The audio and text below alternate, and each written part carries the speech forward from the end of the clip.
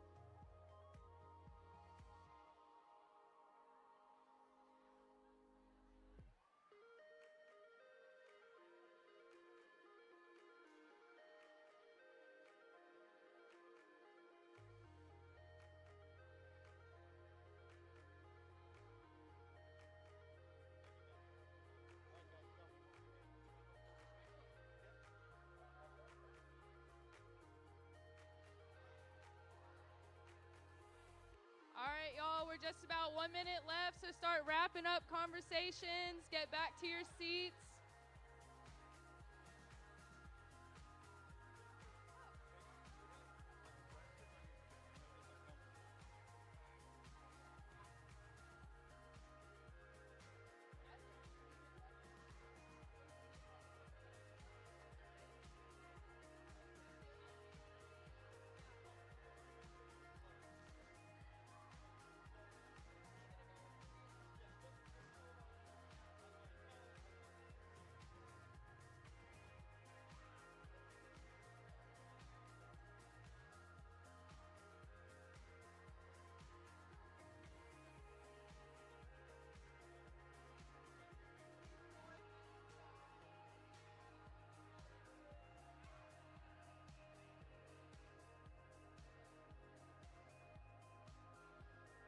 All right, hey Tsunami. How are we doing? Yeah. All right, that was a little lame, I'm not gonna lie. How are we doing? There we go. All right, well, I just want to introduce myself. Hold on a second. Never mind. There's no cheering for this because you are weak. My name is Mr. Oberto. What's your name? My name's Rachel. Well, you don't say hi to people anymore? Gosh, okay, so here's the deal. Taylor said, I'm in charge tonight. Who's in charge?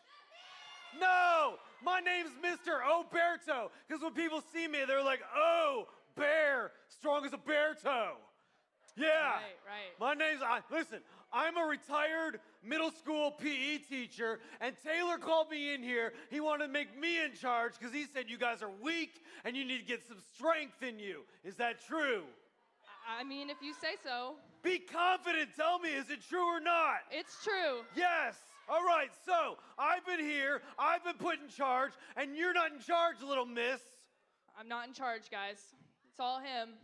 All right, so here's what we're gonna do. We're here to pump you up. We're here to get you pumped and strengthened up. You guys are weak, you've been coddled your entire lives, and it's time to get strong. So here's what you're gonna do.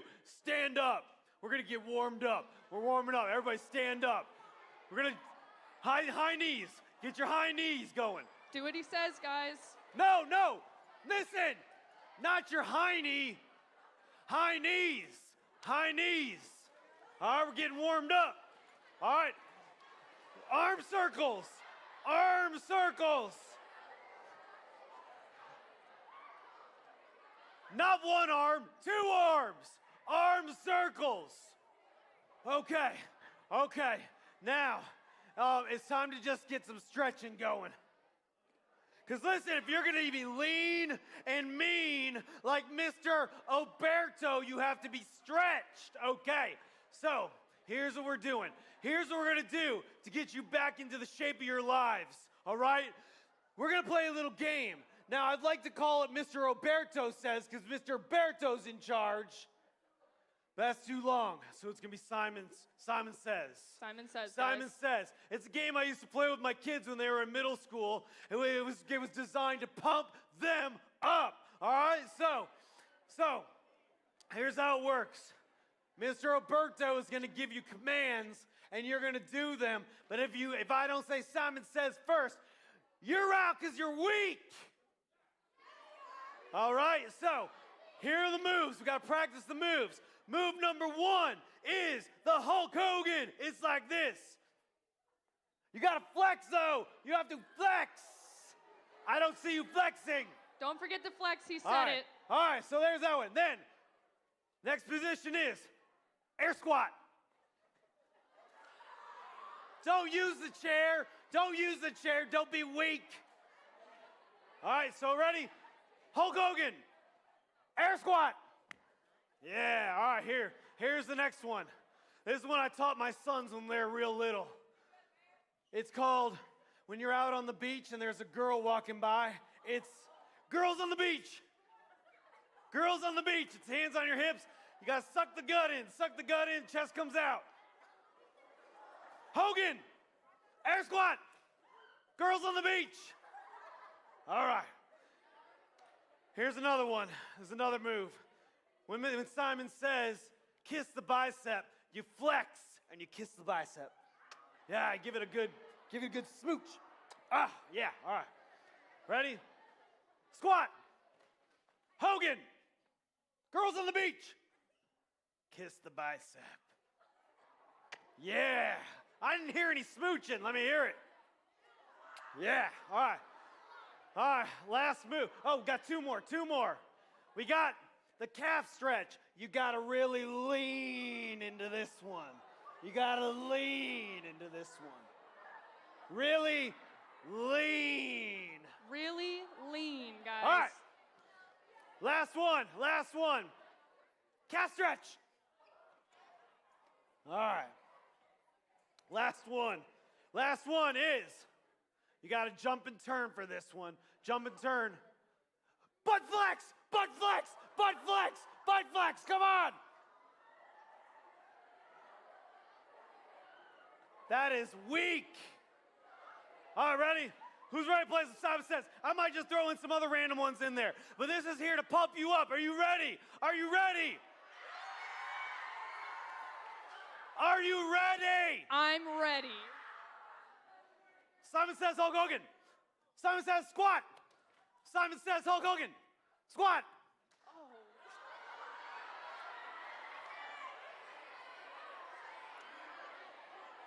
Coddled minds of America. Coddled minds. You gotta be strong here and here and here. That was a freebie. You can stand back up. That was a freebie. All right, ready? Simon Says, girls on the beach. Oh, wait, I don't remember that one. Oh, I got myself out on that one. I can't help but flex. I can't help but flex my biceps. That was a test. Simon Says, butt flex. Simon Says, girls on the beach. Simon Says, butt flex. Girls on the beach. Oh, I got you on that one. I got you. No, you didn't. All right. Face me. Oh, Simon, that's good. Simon Says face me. Stand on one foot. Weak. I saw it. Your mind is weak. All right, here we go. Simon Says, Hulk Hogan. Simon Says, girls on the beach. Simon Says, butt flex. Simon Says, girls on the beach. Simon Says, kiss the bicep. Simon Says, I can't remember him. Calf stretch.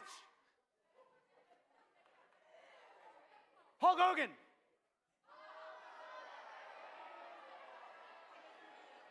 Weak. This generation. Is his name Taylor or Tyler? Is he a boy or a girl? I don't even know. Where is he? Are we doing what we're supposed to be doing here? Tyler, where is he? These guys are weak. All right, here we go. Ready? Just stand like regular. You're all out. I didn't tell you to stop flexing. I'm just kidding. Here we go. Ready? Butt flex.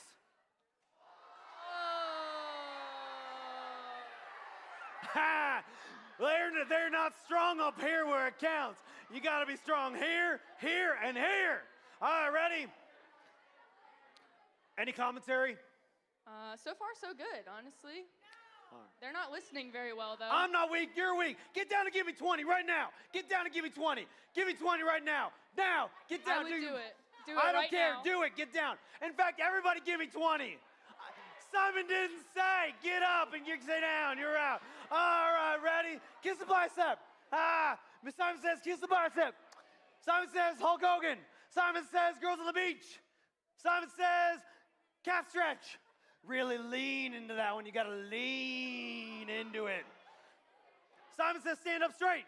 Simon Says, stand on one foot. Simon Says, tap your shoulder. Simon Says, touch your eye. Simon Says, hand on your head. Simon Says, put your foot down. Simon Says, take your hand off your head. Put your hand on your head.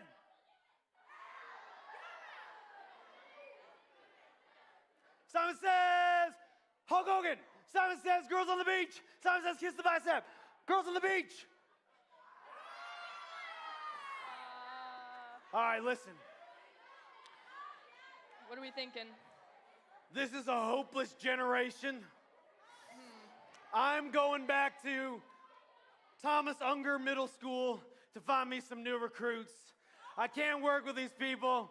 I'll see you later. Wow. Keep flexing. All right, let's give it up for him. All right, y'all. I'm in charge. Don't Okay. forget, I'm in charge. Still not in charge. Still not in charge up here. All right, guys. Well, I'm glad everybody had a great time doing that Simon Says game. Hold on.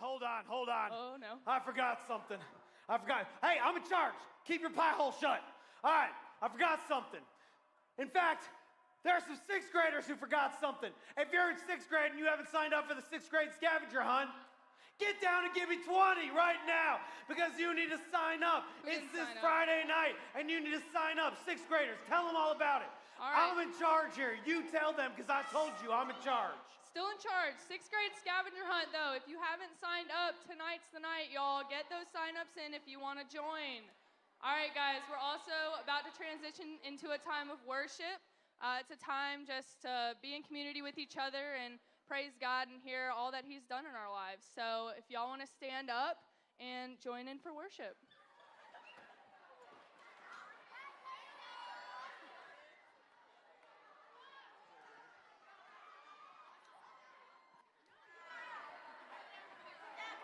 Tsunami, how are we feeling tonight? All right, I'm excited. I'm excited to worship with you guys. Here we go. We're going to sing this together.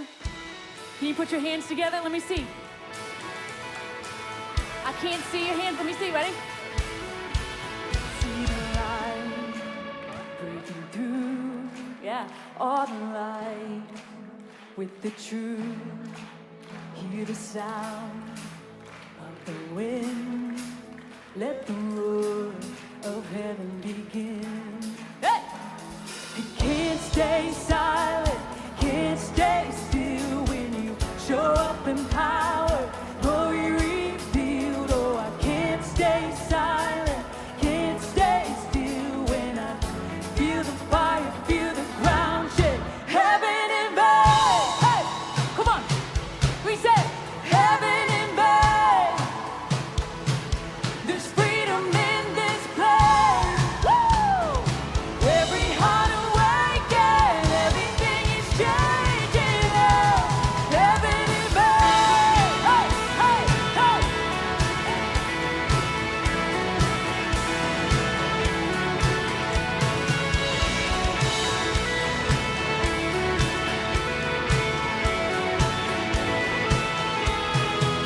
Broken hearts, bend, all depression must end, all the shame, fear. I love this part. Run away when you hear. Can we say? I can't stay silent, can't stay still when you show up in power, glory revealed. Oh, I can't stay silent, can't stay still when I feel the fire, feel. You say, heaven invade,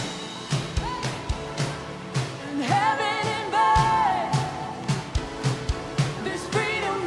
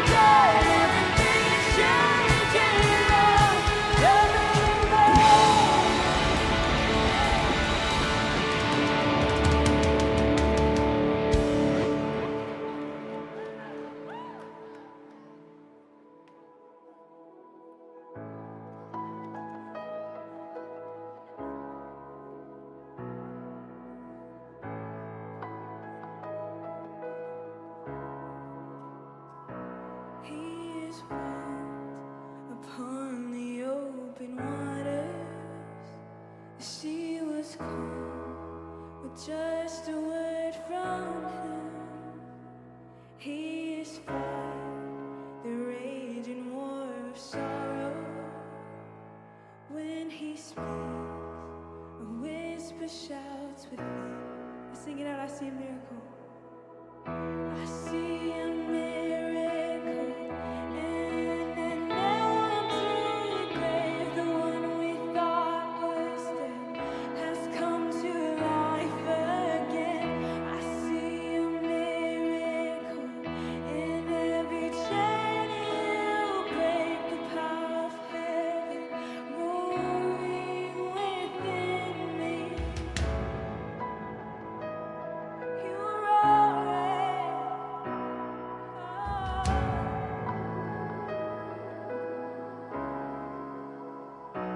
He will lift the anxious and the weary, calling home the burden and the lost. And I am proof that you delight in second chances. I am proof of the power in the cross. I see a miracle in an empty grave. The one we thought was dead has come to life again. I see a miracle in every chain you break. The power of heaven roaring within me. Oh, for love you were triumphant. Oh, for love you are. Oh, for love you came back for me. Oh, for love. Oh, sing it out for love. Oh, for love, your name is worthy. Oh, for love you are. Oh, for love. Oh, for love, you're charged by mercy. Oh,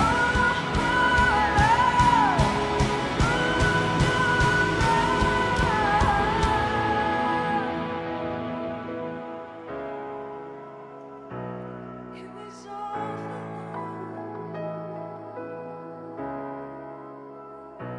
Jesus Christ. Passion is his name. Trading all his glory for our shame.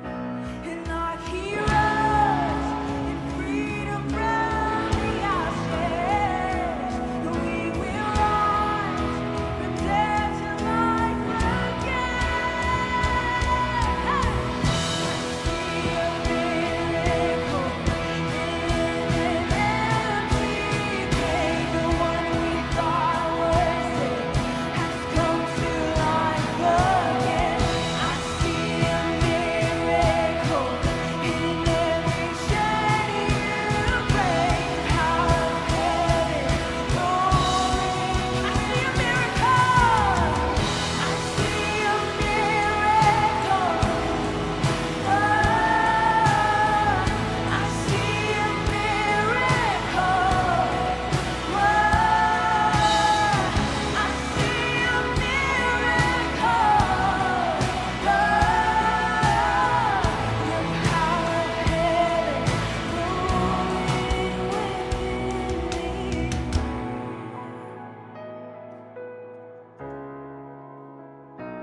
You are roaring. We get to continue to see a miracle tonight as we get to witness our friend Caroline be baptized tonight. Yeah, let's give it up for Caroline. Woo, that's gonna be so good. And we get to continue to celebrate with her. But first, I could just ask you guys to have a seat and let's watch this.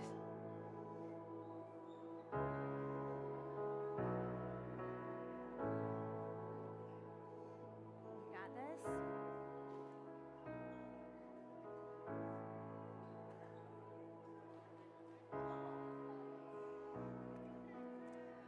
Thank you, friends, for going back to your seats.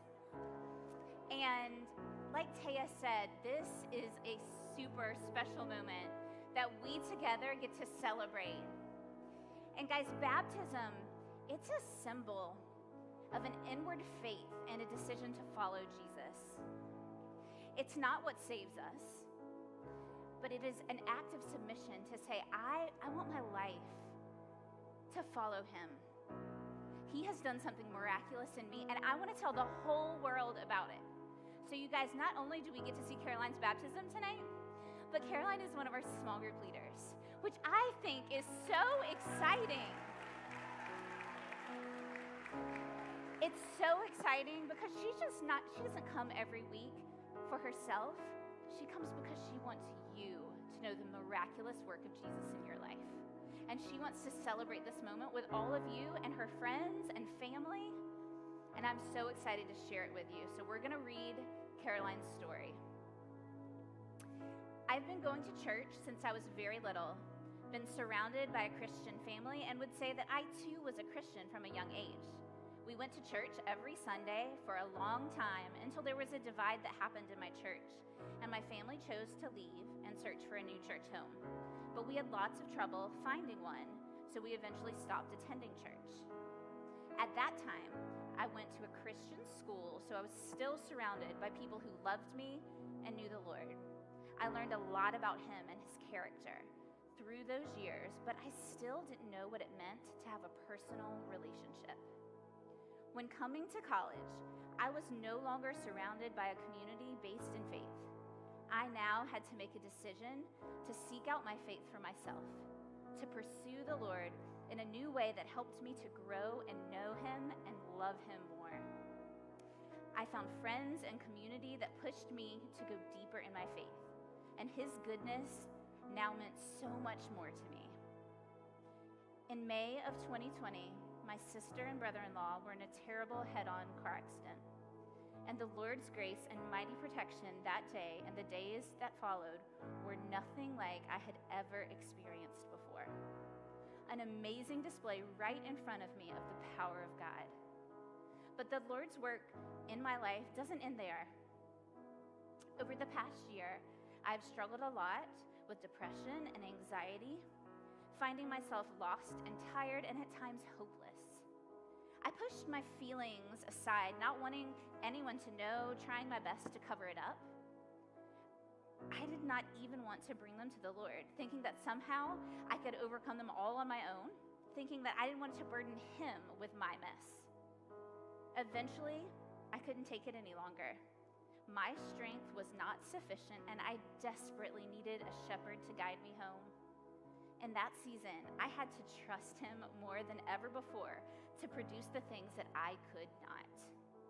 But today, I can say that my burden is so much lighter because of the ways that he has provided for me and moved in my life. This transformation has given me a whole new meaning of what the gospel is. That Jesus died on the cross for our sins so that we may live. To truly feel the weight of what the Lord has done for the world. That he broke our chains on that day and created a whole new way of life, one of freedom and resurrection. To fully know the weight of my sin and also fully believe that I am saved in him alone. So it is with that confidence and assurance of faith that I today get to publicly declare my faith in Jesus.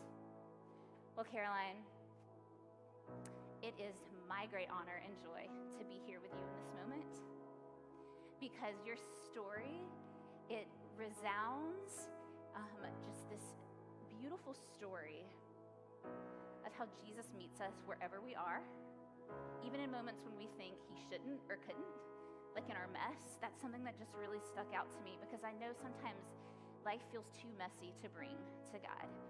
And the truth is, it is never too messy to bring. He provides for us right where we are, and thank you for sharing that with us, and for just sharing your great dependence on Jesus in a very personal and real way that just expresses his heart, that loves the girls that are on the front row. And so it is on your profession of faith that I now baptize you in the name of the Father, the Son, and the Holy Spirit.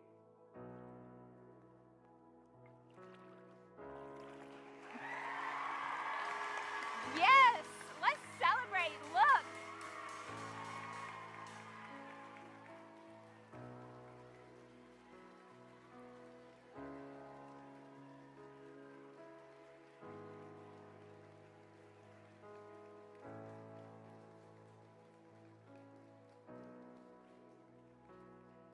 Thank you guys so much.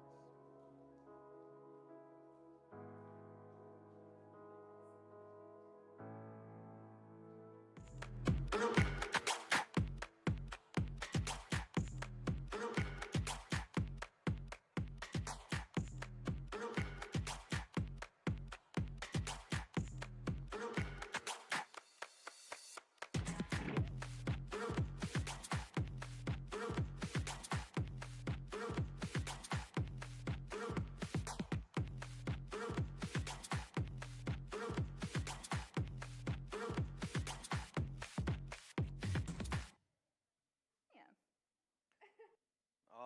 Awesome. How you guys doing? Good. Real quick, how awesome is it to get to celebrate something like that tonight? Right? Tonight we are kicking off a series called The Upside Down Kingdom. And honestly, I don't know if there's a more upside down picture in our culture of what baptism really means, right? It's saying, like, in front of everyone that matters to you, that there is someone more important in my life than myself. You see, we are so consumed with ourselves. And tonight, I think that is a perfect picture of what we're going to be talking about in this series, because we're talking about power and authority, which are pretty big words, right? Power and authority. How many of you guys have a favorite class in school? Yes, awesome. Cool. Whose favorite class is math? Okay. Like 5 people. How many people's favorite class is English?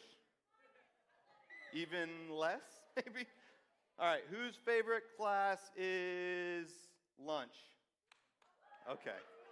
I know, it's not a class, but it was one of my favorites. All right, so this next thing I want to talk about just for a minute, it wasn't necessarily a class, but my favorite thing at school was recess. How many of you loved recess? You don't get recess now, right? You don't get recess. You do some? That is awesome. How many of you actually still have recess in school? Oh my gosh, that is awesome. So growing up, that was my favorite thing. I loved playing sports, and I would go, I was super competitive, but I wouldn't let it like change I wasn't like aggressive or mean, but I just wanted to compete. I loved the game, I loved the sports. But if you notice, like you'd go out to recess, and no matter what you wanted to play that day, maybe it was kickball, maybe it was tag, maybe you have like a playground and you'd play like manhunt or hide and seek, whatever it was. For the most part, though, if you wanted to play a game and you wanted to have fun, at least for me, we would always put someone in charge, right? Like if you were playing a game where you had 2 teams, you'd pick what? 2 captains, right? And then the 2 captains would then pick the people on their team. If you were playing tag or manhunt, you would put someone in charge so the rules could change and you could have the correct boundaries and you could all follow the rules so that the game would work, right? So no matter what you were doing, like you would put someone in charge and then you'd go out and you'd have fun and you'd play a game. You see, what comes to mind and how we feel about authority is important. You know why it's important? Because we all have different feelings and thoughts about power and authority. We all come from different families and different stories. We're raised differently. And the idea of power and authority brings different feelings for all of us, different ideas. And especially for middle school, I think we need to pause for a moment and actually think about what we think about when it comes to power and authority. Because that's something I know I didn't do when I was in middle school. That was not even on my radar. And I think you guys would benefit from the next 3 weeks really diving into what you think about when it comes to power and authority. You see, some of you might think about it and you might hate it. You might think power and authority, you might hate it because it's annoying and frustrating, right? Because someone else is what? They're in charge of you. Or they have more power than you, and they make decisions for you. And that's frustrating at times. And it annoys us, and we just don't like it. Maybe you struggle because you've had a bad experience with someone that's in authority. Maybe you've had, I remember when I was in 6th grade, we had this huge basketball tournament, and we drew these posters that would hang all over the gym, and we would do it by grade. And I remember, I love to draw. We drew this huge horse, because we were the Crusaders, with a knight on it, and it was awesome. And I remember we got in trouble, and my 6th grade teacher came into the room and was really mad at us, and was like, oh, these drawings are so good and then she ripped it up. Mean and hateful. And I left that day, I'm like, I do not like this person who's my teacher, who was an authority over me. That was not an appropriate way to use authority with a group of 6th graders, right? That was devastating for me. We worked for a week on that, and she ripped it up because she was mad at us. Maybe you think people that are in authority of you are silly, right? Maybe they say something that doesn't make sense, or they maybe dress different than you.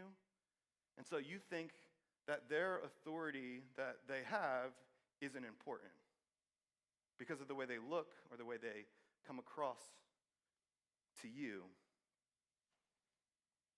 Maybe you feel like the people that are supposed to be in authority are more of just your friend. Right? Instead of maybe sometimes you saying something, looking for advice, or looking for them to challenge you in a decision you've made, instead it just seems like they're just your friend, and they don't give you the support you're looking for, and it's kind of hard then to go back in those relationships. That authority is kind of lost in those moments. Here's the thing. Authority is something we all have to deal with, right? And why do I say that? Because it exists, right? Authority exists. It's all around us. It's in our schools. It's in our families. It's in our jobs. And so because it exists, it's something that we all have to deal with. It's also something that we all need. I'm going to say that again. It's something that we need.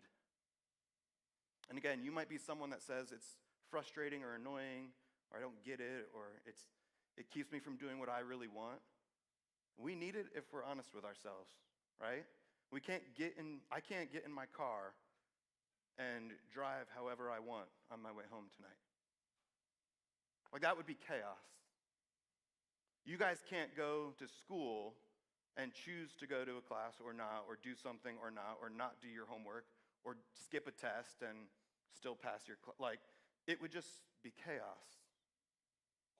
Right? Without power or without authority, things don't always turn out the way they should as well. So because it exists, we have to deal with it. And because everything would be chaos, it's something that we need. And so I think it's something that we have to give time and thought to, especially as middle school students. Because honestly, this is a time where you feel like every person in your life has more authority and control over you than you do yourself. In this moment. So the good news is that this isn't all just up to us to figure out. This idea of power, this idea of authority isn't something that's brand new that we're just kind of wandering in the dark with. We actually have some examples of what this is, what to do with power and authority in the Bible. You see, at the very beginning of the Bible, there's this book called Genesis, which means origins or the beginning, right? And so in Genesis, we find out that God creates everything. He forms everything. He speaks it into existence, which is kind of an amazing display of power, right? I don't know if any of you could just talk and something appear or be there. He speaks the world into existence. And he creates everything. And then he says this in Genesis 1:26. Then God said, "Let us make mankind in our image, in our likeness, so that they may rule over the fish in the sea and the birds in the sky, over the livestock and all the wild animals, and over all the creatures that move along the ground. Did you catch that? So at the very beginning, it says, then God said, let us make mankind in our image, in our likeness. And it's that next part. So that they may rule over the fish in the sea and the birds in the sky, over the livestock, over everything. You see, God creates the world. He creates everything. He creates us, mankind, humans, in his image. And before we asked or begged for authority, God gave it to us. Think about that. It's not like you going to your parents and saying, hey, I think I'm more responsible, I want to stay up later. Or I think I'm responsible enough, I want a cell phone. Or maybe I should have this social media app on my phone. Like I've been responsible enough, I think I deserve it. We have a God that loves us so much that from the very beginning, part of your design and part of my design was God wanted you to have some authority. That's powerful. You see, that's a God that is loving and kind and gracious. And I think that's a God that has a big picture for what you can do with your life as a middle school student. That he is freely giving you, 6th, 7th, and 8th grader, the ability to have power and authority in the world that he created and loved. That's incredible. That's awesome. That's exciting, but at the same time, it can be scary, right? Because we just heard that God gave us power and authority. And the problem with that is we know ourselves. And so if we're honest with ourselves and we consider what that means that some of us have power and authority and some of us use it for great things. But there's another side to where maybe we have power and authority and we don't use that power and authority the way we were meant to. Right? Because think about power and authority. It can be used to what? What can it be used for? To free people or to oppress people? Right? It can be used to include people or ignore people. It can be used for yourself or for others. And that's scary. Like, that is powerful things that we're in control of. And the beautiful thing that goes further is Jesus demonstrates for us what he does with power and authority. And what he does with his power and authority is he turns the world upside down. He changes everything.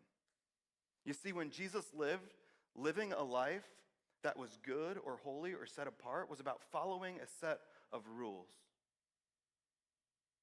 And Jesus came onto the scene and changed everything and said, no, if you want to be a Christian, you need to follow me and follow my example. And so Jesus flipped everything upside down so much that the religious people in the time, the pastors and the preachers, the people that had power in the community, got so mad with the way he was living because he wasn't following the rules. He was loving and caring for people, and they didn't like what he was doing to the point where they had him killed. For us, right? Jesus willingly dies on a cross after living a perfect life so that we could have a restored relationship with him. Guys, talk about an upside down kingdom. Because we are talking about the creator of everything, like we said. The person that has all power and authority, right? Willingly going to die because he loved you. That's upside down, right?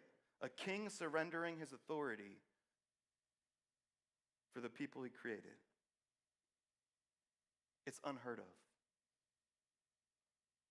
And here's what I think we can learn from that as middle school students, is that power and authority is a big deal. And the way we govern ourselves with it matters. And if we live our lives wanting to gain power and authority to make ourselves look better, or to feel better about ourselves, or to justify our actions, and it's all about us, then we are misusing the power and authority that Jesus gave to us freely. But if we look at the way Jesus lived, he valued women in a culture where they weren't valued. He talked to people that were considered outcasts. He touched and healed people that were dying and sick when people didn't even want to go near them. He saw people that were homeless and broken and in need. He raised people from the dead who the world had already given up on. You see, God was about flipping the world upside down. And our challenge for you guys as middle school students is that when we consider power and authority, when we seek it for ourselves, when we've been given it by our parents or a coach or a teacher, that we use that power and authority the way Jesus would. To love others, to put them above ourselves, to encourage them, even if it means putting ourselves second. We just saw a beautiful picture of someone that said, God, you're more important to me than myself in baptism. And that's what we're going to be talking about this series. So I want you guys to consider, to rethink power and authority in your life. It's not about the power and authority you can gain to make yourself look good or to have control over someone else or to be in charge. But it's about the power and authority we use to point people to Jesus so they could see him more clearly. I want to pray, and then we are going to be dismissed for small groups. God, we thank you so much for tonight. God, what an incredible night of just fun and being with our friends and celebrating baptism. God, but just thank you for giving us a moment to pause and consider power and authority and what that means in our lives. God, I pray that as middle school students that you would allow us to start to dig into what it looks like, God, to follow your example and lead in that. That we would be good stewards, that we would, God, put others first, that it wouldn't be all about ourselves, God, so that your name could be glorified. God, we love you in your name. Amen. Let's give it up for Taylor. That was a pretty good message. Yeah. I don't know about y'all, but that is really just crazy to me that the one who had so much power and authority over every single thing on this earth decided to share that with each and every one of us in our own lives. Like, that's a big deal, you guys. It's crazy, honestly. And I don't know about you guys, but I'm pretty excited to talk more about this and answer some questions and talk with our small groups. And so I would love to dismiss you guys, and I'm going to dismiss you by grade. So if the 8th graders would like to head on out to small group.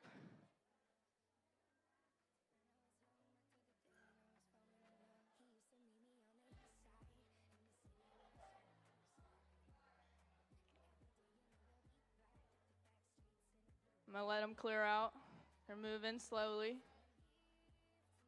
All right, 7th grade, you can follow behind.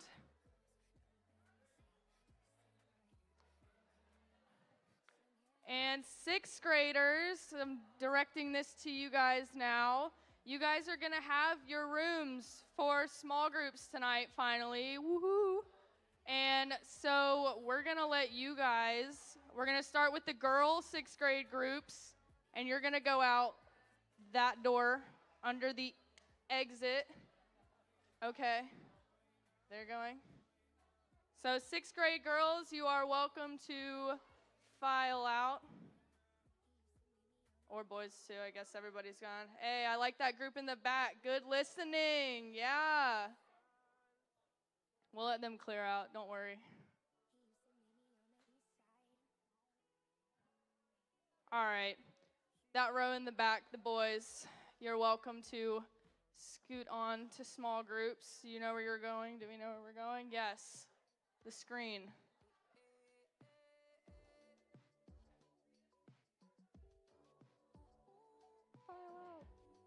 Boys, do you know where you're going? Are we lost? Okay.